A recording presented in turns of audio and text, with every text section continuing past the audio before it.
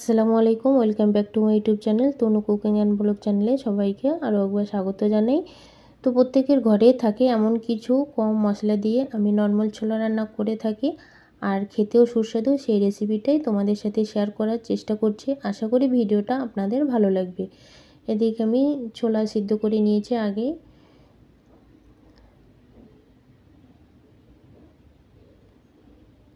এখন আমি এটাকে রান্না করে নেব।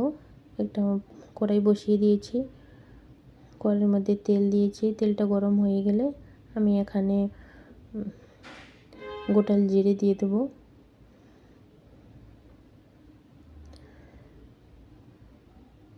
গোটা জিরে দিয়ে দিলাম। জিরে থেকে একটা সুন্দর ফ্লেভার আসবে। তারপরে দিয়ে দেব পেঁয়াজ কুচি।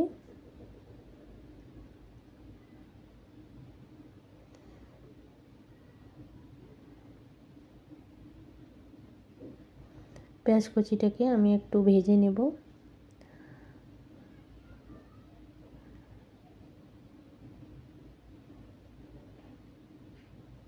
তো আমার ভেজে নেওয়া হয়ে গেল। এখন আমি এখানে দিয়ে দেব কাঁচা লঙ্কা।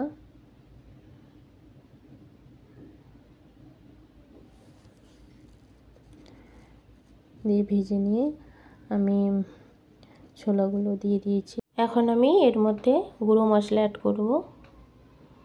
তো স্বাদ মতো লবণ দিয়ে দেব, যেহেতু আমি লবণ দিয়ে সিদ্ধ করেছি ছোলাটাকে। হলুদ গুঁড়ো, ধনে গুঁড়ো, জিরে গুঁড়ো আর কালারের জন্য সামান্য পরিমাণ কাশ্মীরি লাল লঙ্কা গুঁড়ো দিয়ে দিলাম। দিয়ে আমি ভালোভাবে মিক্স করে নেব। তো বন্ধুরা দেখতে পাচ্ছেন আমি মিক্স করে নিলাম। মিক্স করা হয়ে গেল। এখন আমি সামান্য পরিমাণ জল দিয়ে দেব।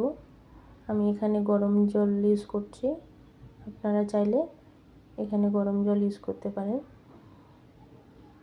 তো আমি সামান্য পরিমাণ জল দিয়ে আবারও ভালোভাবে মিশিয়ে নিয়ে নেড়েচেড়ে দিয়ে আমি 1-2 মিনিটের মতো রান্না করে নেব।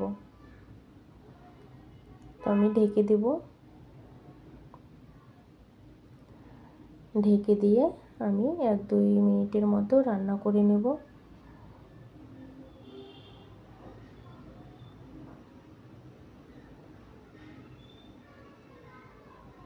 তো দেখতেই পাচ্ছেন বন্ধুরা, আমি 1-2 মিনিট রান্না করে নিলাম।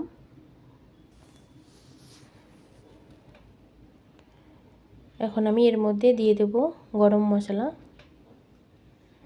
সামান্য পরিমাণ গরম মশলা দিয়ে দেব।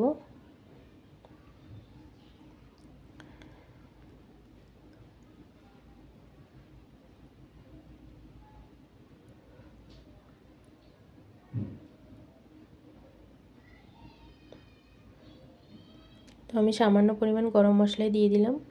দিয়ে আবারও ভালোভাবে নেড়েচেড়ে নেব।